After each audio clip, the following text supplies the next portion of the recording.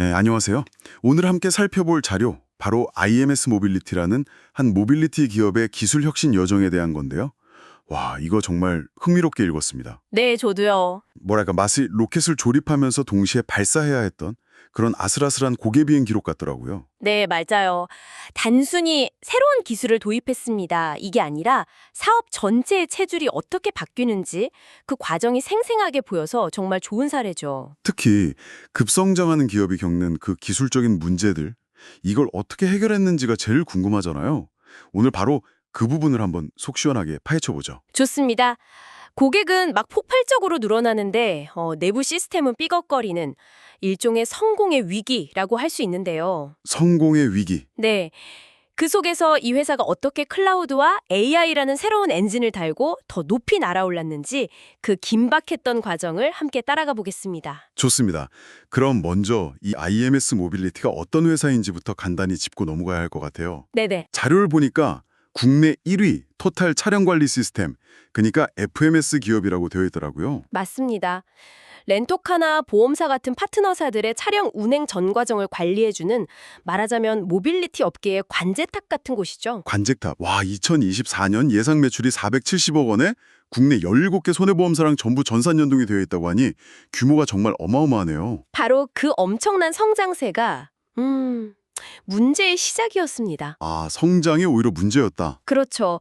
처음에는 회사 내부의 서버로 두는 온프레미스 환경이랑 아마존 웹서비스 AWS를 같이 쓰는 하이브리드 구조였거든요. 네. 근데 사업 규모가 걷잡을 수 없이 커지니까 이 구조가 더 이상 버티지를 못하는 거예요.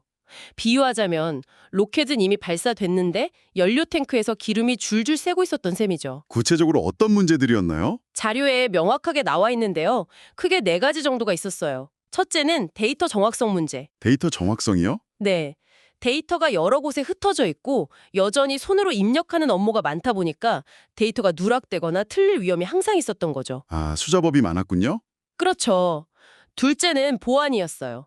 사업 부문별로 보안 관리가 제각각이라 통합된 정책이 없으니 보안에 구멍이 생기기 너무 쉬운 구조였고요. 셋째는 갑작스런 트래픽 증가에 대응할 능력이 부족했다는 점. 그리고 마지막으로 재해복구 훈련조차 없었다는 점이라니. 솔직히 언제 터져도 이상하지 않을 시한폭탄을 안고 있었네요. 맞아요. 특히 그 세 번째 문제, 갑작스런 트래픽 증가에 대응하는 오토 스케일링 능력이 부족했다는 거. 이게 정말 아찔한 지점이에요. 잠깐만요. 여기서 오토 스케일링 얘기가 나오잖아요. 아니, 당시 업계 1위 기업이 이런 기본적인 대응 능력도 없었다는 게 좀 의외인데요. 아, 그게 정말 핵심을 짚으셨어요. 사용자가 갑자기 몰리면 서비스가 그냥 멈출 수도 있었다는 거잖아요. 바로 그겁니다. 그게 당시 상황이 얼마나 아슬아슬했는지를 보여주는 대목이죠. 오토 스케일링은 손님이 갑자기 몰리면 식당 좌석을 자동으로 늘려주는 것과 같은 기술인데 이게 없었다는 건 점심시간에 손님들이 줄을 서는데도 테이블을 더 놓을 생각조차 못하고 있었다는 뜻이에요. 와, 그리고 마지막으로 정말 아찔한 지점이 바로 재해복구, 즉 DR 훈련이 전무했다는 겁니다. DR 훈련이 없었다고요? 네, 이건 잘 나가는 F1 레이싱카를 몰면서 안전벨트는 물론이고 비상 탈출 계획조차 세우지 않은 것과 같아요. 만약 그때 데이터 센터에 불이라도 났다면 회사가 하루아침에 멈춰설 수도 있었던 거죠. 정말 벼랑 끝에 서 있었네요. 이런 절체절명의 위기 상황에서 전면적인 시스템 재설계를 결정한 거군요. 맞습니다. 이건 단순히 낡은 집을 리모델링하는 수준이 아니라 아예 땅부터 다시 파서 새로운 건물을 올리는 수준의 대공사였죠. 자, 여기서부터가 진짜 흥미로워지는데요. 목표는 명확했던 것 같아요. 보안과 안정성을 잡고 데이터를 제대로 활용해서 서비스를 한 단계 업그레이드하자. 네, 맞습니다. 이걸 위해서 여러 전문 솔루션들을 도입하면서 시스템의 체질 자체를 바꾸기 시작해요. 예를 들어 보안 강화를 보면요. 네, 여기저기 흩어져 있던 시스템 접속 기록, 그러니까 로그를 로그프레소라는 솔루션으로 한 곳에 모아서 통합 관리하기 시작했어요. 이전에는 CCTV가 여기저기 흩어져서 따로 녹화되고 있었다면 이제는 종합 관제실에서 모든 CCTV 화면을 한눈에 볼 수 있게 된 거죠. 아, 가시성을 확보한 거네요. 개발 단계에서부터 보안을 챙기기 시작했다는 점도 인상 깊었어요. 스페로우라는 걸로 코드 레벨에서부터 보안을 점검했다고요? 네, 그게 바로 사고가 터진 뒤에 수습하는 게 아니라 애초에 사고가 날 만한 요소를 원천 차단하는 방식으로 바꾼 거예요. 건물을 다 짓고 나서 소방 점검을 하는 게 아니라 설계도 단계부터 이 자재는 불에 약하니 쓰면 안 됩니다. 라고 짚어주는 거죠. 아하. 여기에 메가존 팝스라는 걸로 흩어져 있던 AWS 계정까지 하나로 묶어서 관리하니까 보안 상태를 95% 이상 파악할 수 있게 됐다고 해요. 거의 완벽한 통제권을 갖게 된 셈이죠. 고 종이 계약서를 사인 오케이라는 전자계약으로 바꾼 걸 보면요. 그렇죠. 과거에는 새 앱 버전을 내놓기 전에 QA팀 직원들이 밤새워가며 수백 가지 기능을 손으로 하나하나 눌러보면 테스트했어요. 이걸 AI가 대신해주니까 테스트 시간은 획기적으로 줄고 정확도는 오히려 올라간 거죠. 야, 야근에 시달리던 직원이 이제 퇴근 후 가족과 저녁을 먹을 수 있게 됐다는 뭐 그런 의미일 수도 있겠네요. 맞습니다.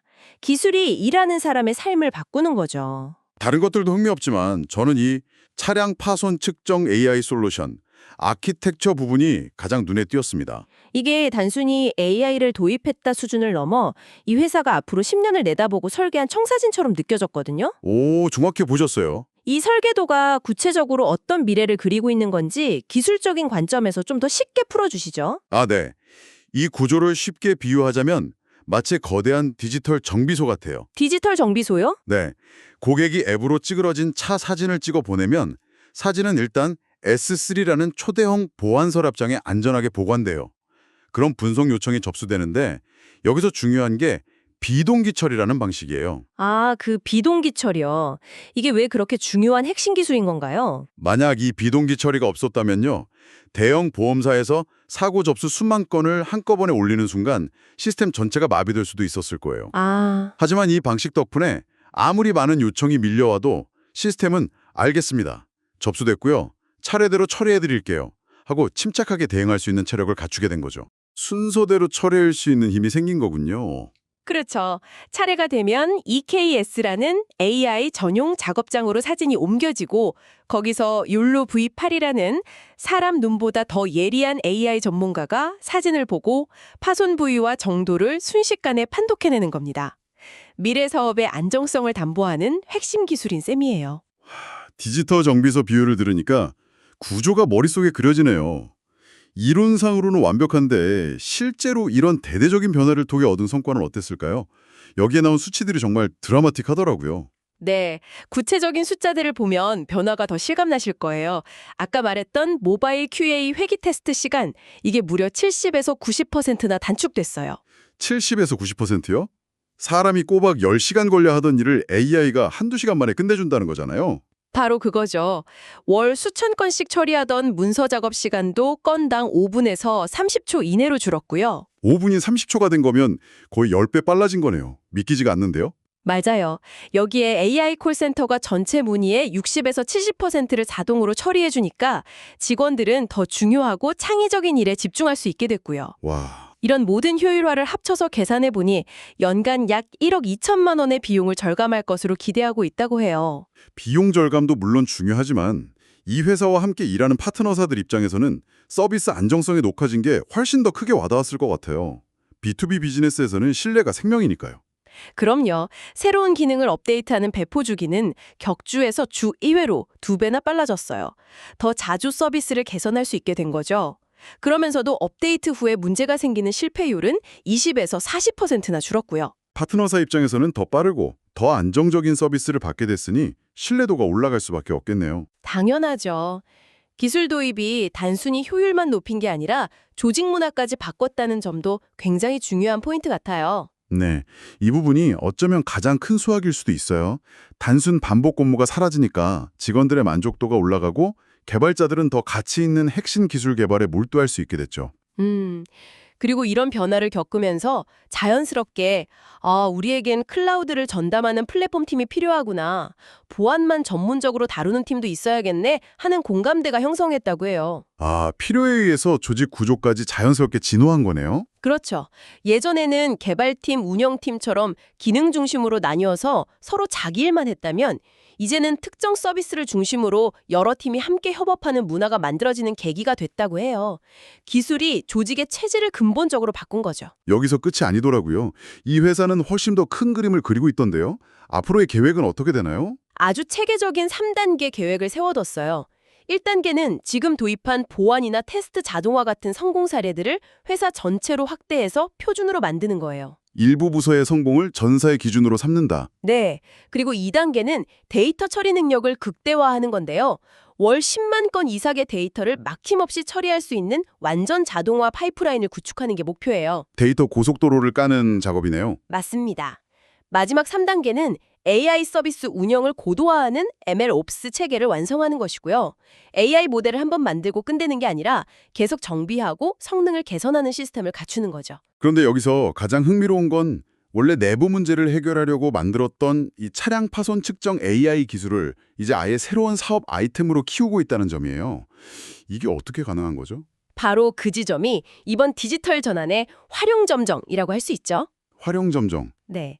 이 AI 솔루션을 보험사, 렌터카, 중고차 플랫폼 같은 기존 파트너사들에게 API 형태로 제공하는 서비스형 소프트웨어, 즉 SaaS로 판매할 수 있는 길이 열린 거예요. 우리 집을 고치려고 특별히 개발한 공구가 너무 좋아서 이제 이 공구를 다른 집들도 쓸 수 있게 빌려주고 돈을 받는 사업을 시작한 셈이죠. 내부 솔루션을 외부 판매형 SaaS로 전환하는 것. 말이 쉽지 보통 어려운 일이 아니잖아요.